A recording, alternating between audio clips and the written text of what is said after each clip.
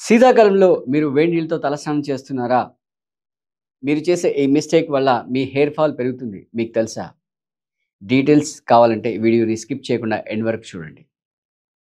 సాధారణంగా rainy season నుంచి వింటర్‌లో ఎంటర్ అవ్వగానే మనం చలి బారిన తట్టుకోలేక మనం వేడి నీళ్ళతో స్నానం చేస్తుంటాం. ఎందుకంటే మన శరీరం ఆ వేడి నీళ్ళు కోరుకుంటుంది.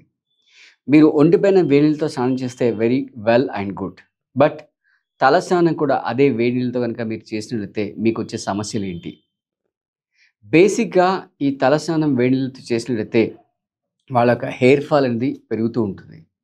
సో, ఈ విధంగా హెయిర్ ఫాల్ సమస్యలతో మన దగ్గరికి క్లాసెస్ జాయిన్ అయ్యి యోగాసనాస్ డైట్ తీసుకొని ఆ సమస్య నుంచి బయటపడ్డ వాళ్ళు చాలామంది ఉన్నారు. అంటే ఎస్పెషల్లీ ఈ వెయిట్ లాస్ క్రమంలో ఏదో డిఫరెంట్ వెయిట్ లాస్ ప్రోగ్రామ్స్ చేసి ఆ ప్రోగ్రామ్‌లో చేసే మిస్టేక్స్ వల్ల హెయిర్ ఫాల్ పెరిగే అవకాశాలు కూడా ఉంటాయి.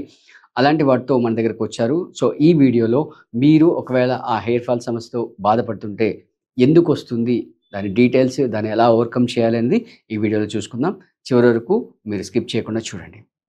సో, తలస్నానం వేడి నీటితో చేస్తే అక్కడ మిగతా శరీరంతో కంపేర్ చేస్తే తలపైన ఉండే ఏదైతే చర్మం ఉంటుందో అది చాలా సెన్సిటివ్‌గా ఉంటుంది. సో, వెరీ ఫస్ట్ థింగ్ ఏంటంటే మన తల ఆల్రెడీ కొంచెం ఆయిలిక్ నేచర్‌గా ఉంటుందనమాట. సో, ఈ వేడి నీళ్ళతో చేయడం వల్ల ఆ నేచురల్‌గా ఉండే ఆయిలిక్ నేచర్ అనేది తగ్గిపోతుంది. తద్వారా జుట్టు అనేది పొడిబారుతుంది. ఈ విధంగా జుట్టు పొడిబారడం వల్ల హెయిర్ ఫాల్ అనేది స్టార్ట్ అవుతుంది. And the most important thing ఏంటంటే ఎప్పుడైతే మీరు తలకి వేడి నీళ్ళతో స్నానం చేయడం మొదలెడితే తలకి జరగాల్సిన రక్త ప్రసరణ ఏదైతే ఉందో దాంట్లో ఇంబాలెన్స్ వస్తుంది. ఆ ఇంబాలెన్స్ వల్ల హెయిర్ ఫాల్ అనేది స్టార్ట్ అవుతుంది. అంటే వాస్తవానికి హెయిర్‌లో పైన ఉండే టిప్ సెల్స్ అని డెడ్ సెల్స్. బట్ బేస్‌లో ఉండే సెల్స్ అన్నీ కూడా లైవ్ సెల్స్ అనమాట. వాటికి కూడా పోషణ అవసరం. వాటికి కూడా రక్త ప్రసరణ అవసరం. అంటే లాజికల్‌గా చెప్పాలంటే మనం తీసుకునే రక్తం ఏదంటే మన గుండె నుంచి సప్లై అయ్యే రక్తంలో 70% బాడీకి సప్లై అవుతే 30% హెడ్‌కి సప్లై అవుతుంది. అందులో ఇంక్లూడింగ్ హెయిర్. అలాగే మనం తీసుకునే ఆక్సిజన్ ఏదైతే ఉందో దాంట్లో 70% మిగతా బాడీకి సప్లై అవుతే 30% హెడ్‌కి సప్లై అవుతుంది.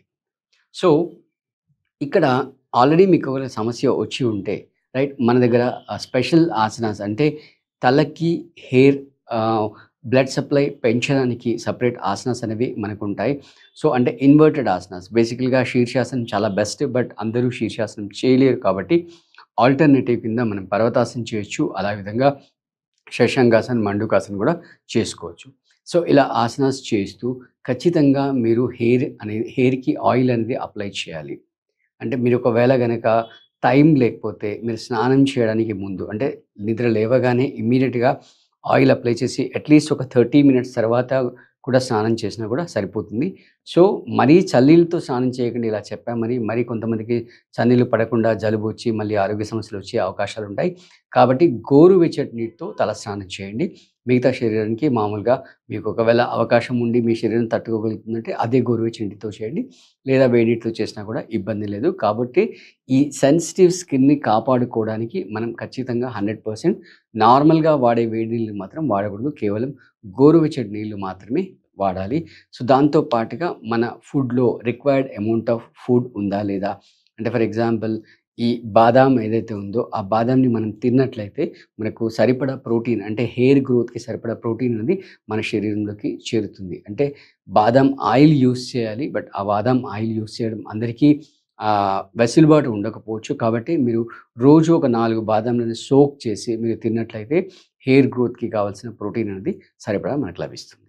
సో, ఇలాంటి ఇన్ఫర్మేషన్ వర్తి అనిపిస్తే మీ ఫ్రెండ్స్‌కి ఈ వీడియోని షేర్ చేయండి. అలాగే మరిన్ని వర్తి ఇన్ఫర్మేషన్స్‌తో మనకు వీడియోలో మళ్ళీ కలుద్దాం. Thank you.